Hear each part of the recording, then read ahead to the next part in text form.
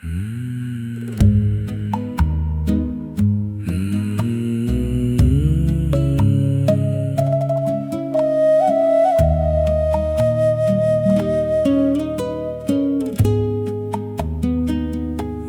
pa magising ang sikat ng araw, sa pampang ng dagat may aninong gumagalaw. Isang lumang bangka gawa sa kawayan at kahoy, walang makinang uugong, sa sagwan lang tutuloy. Sa gabi ng kawalan, walang modernong kagamitan, kundi ang lakas ng bisig at tibay ng kalooban. Isang gaserang maliit ang dahan-dahang sisindihan, ang tanging tanglaw sa lawak ng karagatan. O lampara sa gitna ng dilim, tanglawan ang kislap ng dagat na malalim. Walang ibang baon kundi ang pag-asa at dangal ng amang sa hirap ay bihasa.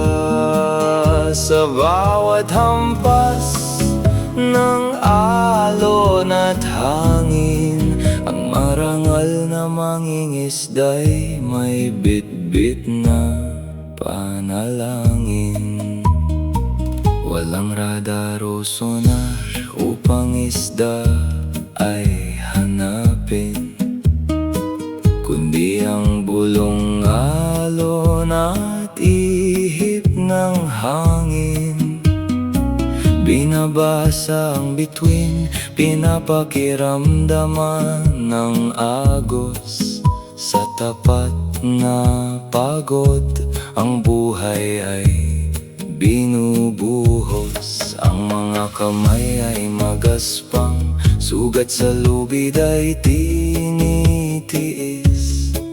Ngunit ang puso'y malinis, walang bahid ng poot o kaisipan ng mabilis. Sa liwanag ng mitsa, nakikita ang ningning ng mga isdang pilak na sa lambat ay dadating. Hindi kailangan ang bakal na barko o modernong lakas upang mapakain ang pamilyang bukas ay may bukas. Ang dagat ay kaibigan, ang dagat ay banal, at ang pagiging mangingisda ay gawaing may dangal. O lampara sa gitna ng dilim, tanglawan ang kislap ng dagat na malalim. Walang ibang baon kundi ang pag-asa at dangal ng amang sa hirap ay bihasa.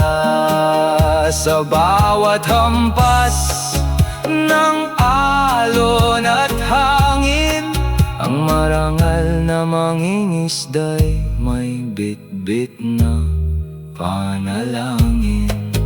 Dahan-dahang pumuputok ang liwanag sa silangan, pauwi na ang bangka sa tabing buhangan.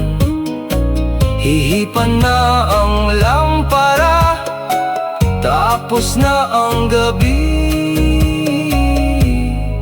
Ang pag-asa at dangal sa puso'y mananatili.